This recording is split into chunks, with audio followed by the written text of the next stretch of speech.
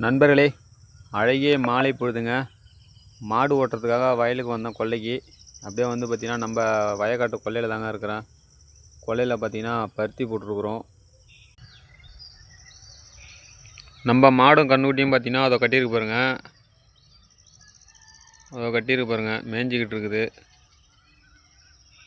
இது பார்த்திங்கன்னா நம்மளோட பம்ப் செட்டுங்க. இது பார்த்திங்கன்னா commercial current bill pump set. நம்மளோட கொல்லை தலைமாட்டில் பார்த்திங்கன்னா ஒரு 4 தென்னை மரம் இருக்குங்க. 4 தென்னை மரமும் பார்த்திங்கன்னா ஒரே ஒரு தென்னை மரம் மட்டும் பூக்க ஆரம்பிச்சிருக்குங்க. இந்த கடைசி தென்னம்பில் பூக்க ஆரம்பிச்சிருக்கு பாருங்க, உங்களுக்கே தெரியும்.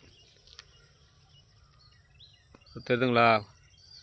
இந்த பக்கம் அந்த பக்கம் ஒரு 3 இடத்துல பூக்க ஆரம்பிச்சிச்சு. எப்படியா இருந்தாலும் அது இனிமேல் காய்க்க ஆரம்பிச்சிருன்னு நினைக்கிறேன். கொல்லையில் பார்த்திங்கன்னா பருத்தி போட்டிருக்குறோங்க. பருத்தி இந்த வருஷம் ஒன்றும் சொல்கிற அளவுக்கு இல்லைங்க. ஏன்னா மழை வந்து பார்த்திங்கன்னா ஒரு 4 நாள் 5 நாளைக்கு ஒரு முண்டு பேஞ்சிக்கிட்டே இருக்குது. அதனால் பார்த்திங்கன்னா செடியில் வச்ச சப்பை எல்லாமே கொட்டிட்டுங்க. தேர்றது தான் இந்த வருஷம். ஒன்றும் மகசூல் அந்த அளவுக்கு இருக்காது. இந்த வருஷம் விலையும் பார்த்திங்கன்னா ரொம்ப அடிமட்ட ரேட்டுக்கு போகுதுங்க. பருத்தி போட்டவங்க விவசாயிகள்லாம் ரொம்ப பாவம், ஒன்றும் சொல்கிறதுக்கு இல்லை.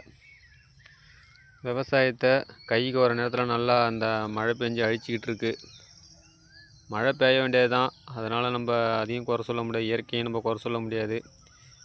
மழை பெய்யறதுனால பார்த்திங்கன்னா விவசாயம் ரொம்ப பாதிக்கப்படுதுங்க. 4 நாள் 5 நாளைக்கு ஒரு முண்டு மழை பெஞ்சிக்கிட்டு இருக்குது. எந்த நேரத்தில் மழை பெய்யுதுன்னே தெரிய மாட்டேங்குது.